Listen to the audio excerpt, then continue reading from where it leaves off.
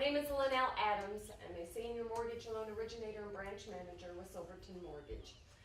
And I help people become home buyers. I help real estate agents close their transactions.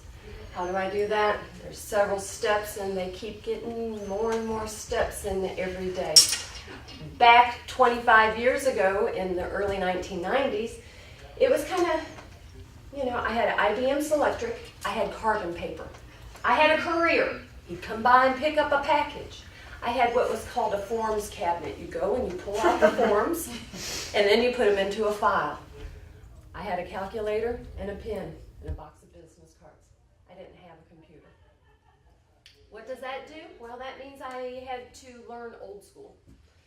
Old school was a stack of manuals that came to me. I apprenticed under my former father-in-law, who had 30 years in mortgage lending. And it was old school education. And unfortunately, or fortunately, I guess, at that time, I was living at the same location he was living. We had sold 2 houses, and my husband and I, at the time, had come together.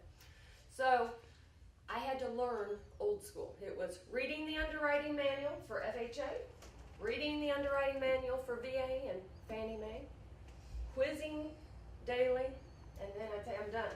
Read it again. Read it again. Old school technology, I'm thankful for that, because in this day and age, if it comes down to it, if the computer doesn't work or the internet goes down, I have my pen, my paper, my calculator. And so I'm going to pass this out. People want to know, okay, well, if you've got the old school, I still crutch on some old school with the new school. And I've been using this form since 1990, y'all. And I still use it today. Why? That way I have my hands on the paper. What does that mean? Well, a lot of times when you're writing notes and you're talking to clients today, everything changes.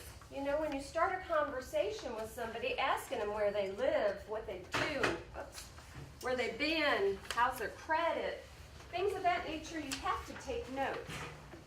In today's market, with credit and credit requirements and things of that nature, you have to. Somebody says, well, have you watched the show on TV?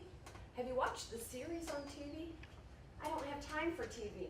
Why? Because every day when I meet a client and I sit down and I talk to that client, that is my quote-unquote story. It has a beginning, a middle, and they lived happily ever after in their home. So, to be honest with you, when you fill out, like I fill out a pre-qualification, and this is the information I start with: who they are, where they live, where they work, how long they've been there, get 2 years worth of work history, how much do they make, what's their monthly obligations, things of that nature. How's their credit, where they want to live, how much down payment are they thinking about, how much have they paid in rent. There's a lot of little things that you take notes on the front end and then put it to calculator, pen to paper, and then crunch the numbers to see what people qualify for. When you're qualifying, some people might have child support as an income. That might be they have a full-time job and child support. Some people might have a full-time job and pay child support. That's a liability. So there's a lot of things that go into a qualification on the front end.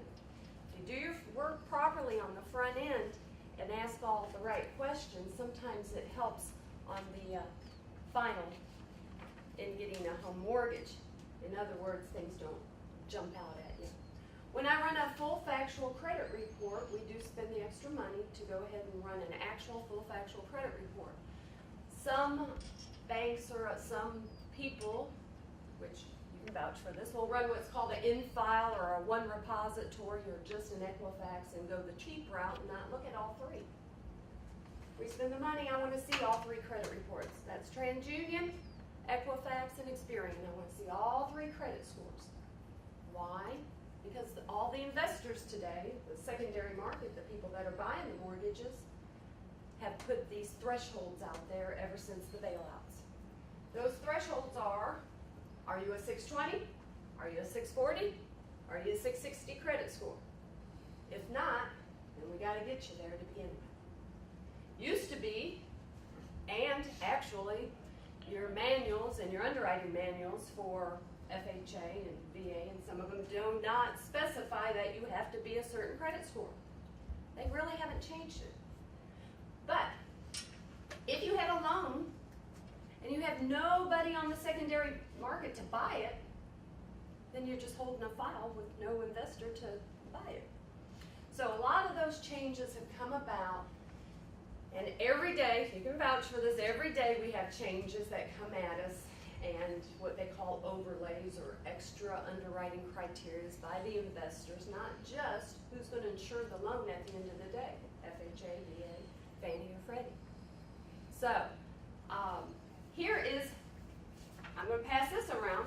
This is an actual list of stuff to gather up. People go, well, what's it going to take to get a mortgage?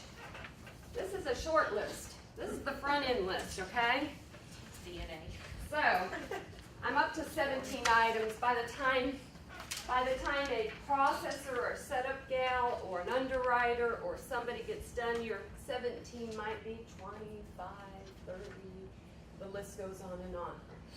My favorite saying on that is, don't shoot the messenger.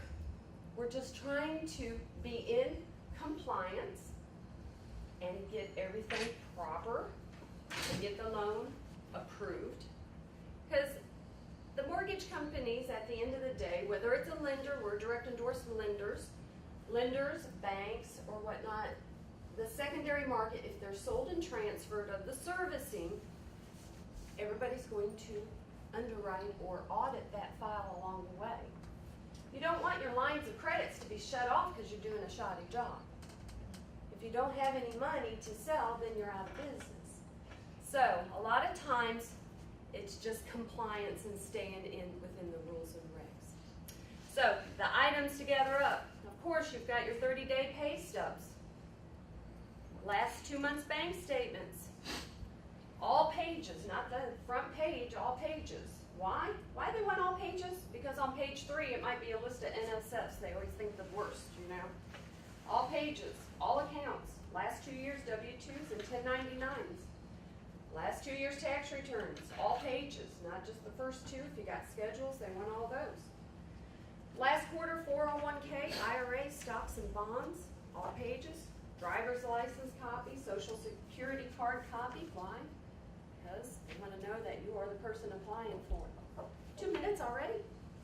So, are we serious? That went by that fast. Ooh. Okay, so I got 2 minutes on here. With all that we have to do in mortgages, we are human beings still. And we are real people.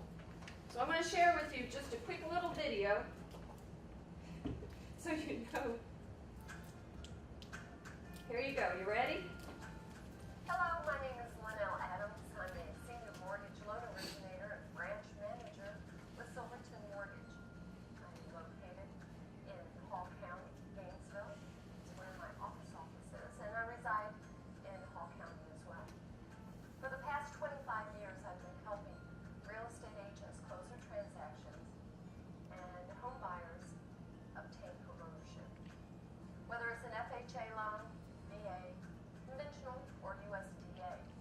Whether it's a first-time home buyer or a move-up situation, second home, vacation home, investment property, we at Silverton can not only in-house underwrite it, or direct endorsement to underwrite, and everything we do is in-house processing, funding, wiring, and direct.